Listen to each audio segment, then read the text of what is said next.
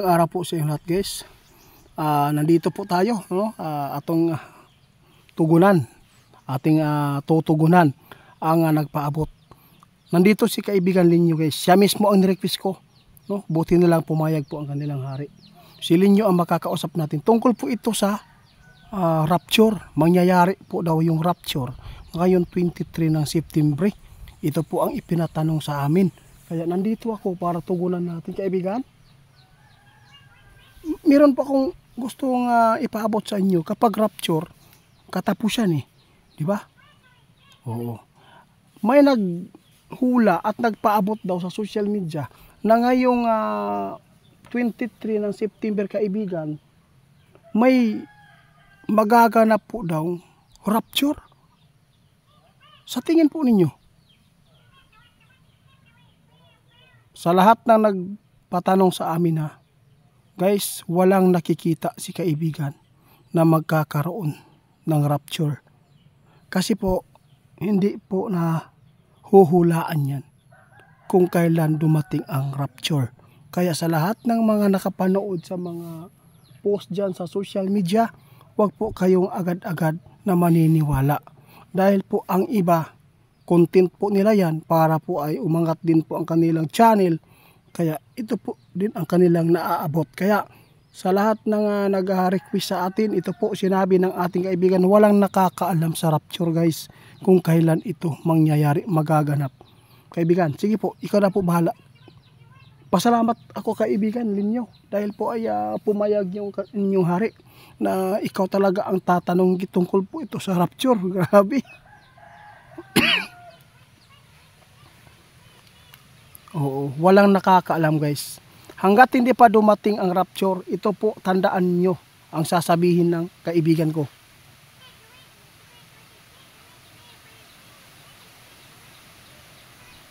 Ito ang sabi ng ating kaibigan hanggang hindi pa dumating ang rapture, kailangan talaga ng tao magbago.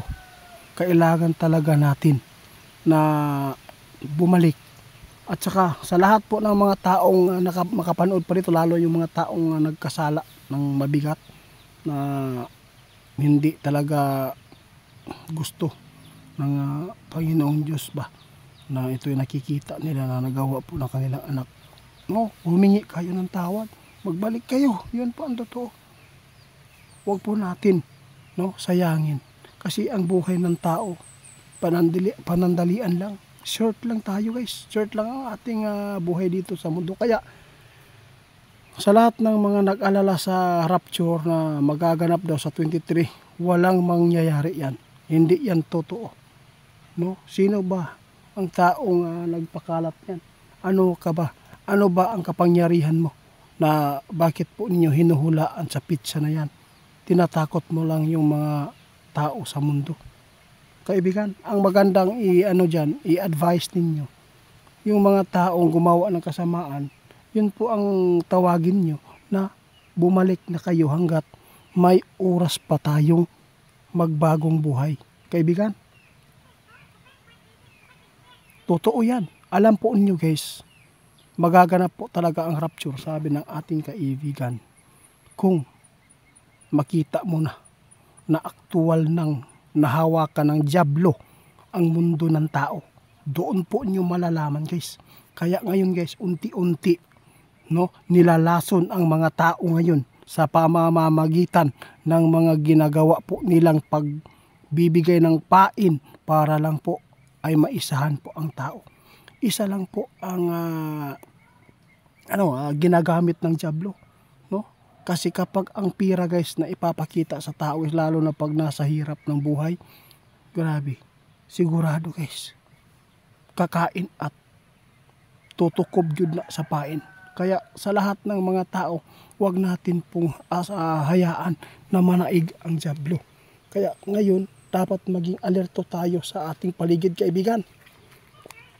Parihaan ng mga iskan-iskan. Kung unsa man ang mga iskan diha, ayaw mo kumpiyansa, wa mo kabaluan na kung unsay panghitabo sa umaabot. Kaluoy kaayo sa inyong pamilya kung magpaisa mo. Pero iwan ko lang kaibigan kung nakarating po ba yung sinasabi nilang iskan sa mata. Oh, yun, mga pain po ng mga jablo yan. Kung ano man po ang isinusulong ngayon dito sa social media, kung ano man po ang mga kakaibang mga pinaplano ng mga tao, huwag tayong agad-agad maniniwala. Dapat po talaga tingnan natin kung ano man po ang naimulat po natin noon, no? Nung namulat na tayo, kung ano man po ang natin nakikita na ikakabuti, yun po susundin natin. Huwag po tayong magbabago. Hindi natin pa iba-ibahin po ang ating pagkatao. Mas lalo kayong nililigaw ng jablo para lang po kayo ay mahihila, kaibigan. Sa daming mga tao nagtatanong sa akin, guys, ng mga gusto nilang ipaabot sa binti, pero iba po yung isang taong ito, rapture talaga, kasi nakita daw niya ngayong September 23 mangyayari daw yung rapture. Hindi po natin alam, guys, baka mga kalamidad po ito na magaganap sa 21. Mag-ingat po kayo. Sabi ng ating kaibigan, hindi po pwedeng magkampanti ang mga tao, baka daw sasabay po ang mga kalamidad, kaibigan. O sige po, sige. Aalis na si kaibigan, guys. Ngayon ako ay magpapaalam na. Salamat sa inyo, lahat po ng mga taong sumusuporta sa amin. Maraming salamat. Kayo na po ang bahalang magpasya kung magpapatuloy po kayo sa pagsuporta sa aking channel. Ako ay lubos na nagpapasalamat po sa mga taong mabubuti ang puso at yung mga taong nagbalik loob na sa Panginoon, lalo na yung mga tao na sobrang makasalanan ay totoong nagbabago na. Ang pira, guys, kahit ilang bilyon pa yung ninakaw sa kaban ng taong bayan, maiiwan talaga yan, no? Hindi mo yan magagamit. Pero kung papiliin tayo, mas maganda din talaga na may sapat kang pira dito sa mundo, at least pa may magamit ka. Pero wag po natin gamitin sa masama, tulad po nila. Mayaman silang tingnan, mayaman din, at hindi lang sa pagtingin, mayaman talaga sila sa kanilang pagnanakaw, no?